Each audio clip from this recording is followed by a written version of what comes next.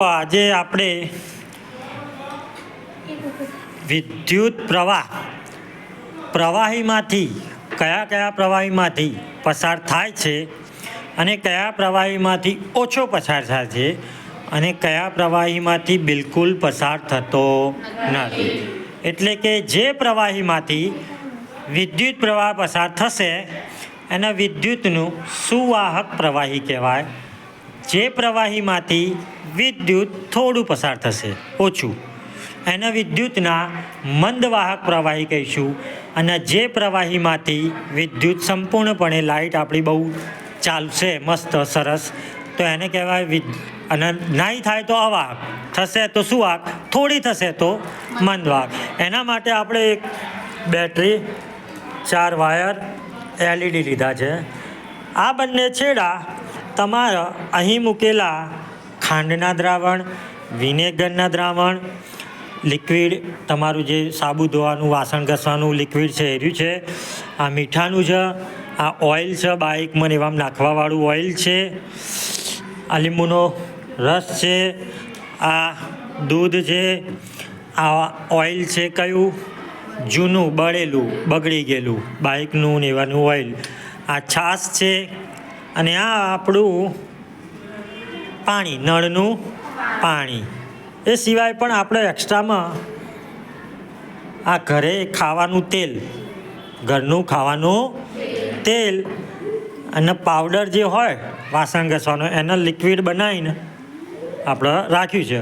તમારે શું કરવાનું છે તો દર વખતે આ બે છેડા દ્રાવણની અંદર ડુબાડવાના છે. ધ્યાન એટલું રાખવાનું કે દ્રાવણની અંદર છેડા એકબીજાને ના અડે.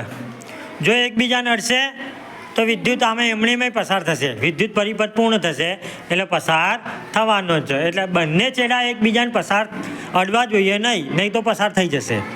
બીજી વાત ધ્યાન રાખવાની કે પહેલાં લિક્વિડમાં આપણે બંને છેડા ડૂબાડ્યા પછી જ્યારે હું તમને બીજું લિક્વિડ કાઢીને આપીશ ઢાંકણામાં તો ત્યારે તમારે શું ધ્યાન રાખવાનું તો એ બંને છેડાને કાપડા વડે ગાભા વડે સાફ કરવાનું. નહીં તો પહેલાં દ્રાવણનું ચોટેલું રહી જશે અને જો એ વિદ્યુતનું સુવાહક હશે તો કોઈ અવાહક નહીં મળે, મંદવાહક નહીં મળે, બધા સુવાહક મળશે. ચોટેલું રહેશે. તો થોડું ઘણું તમે પાણીથી પહેલાં સાદા પાણીથી સાફ કરીને પછી આનાથી સાફ કરો. પહેલાંમાં ડબોળ દેવાના બે છેડા પછી સાફ કરી દેવાના સાદા પાણીથી. આના માટે તમારા એકદમ ચોખ્ખું પાણી, ડિસ્ટિલ વોટર, નિસ્યંદિત પાણી જોઈએ, કાં તો વરસાદનું પાણી એકદમ ચોખ્ખું કહેવાય.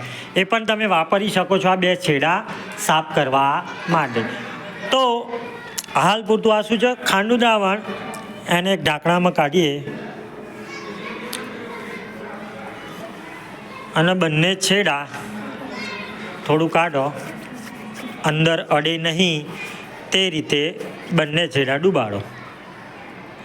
દૂર છેડા થોડા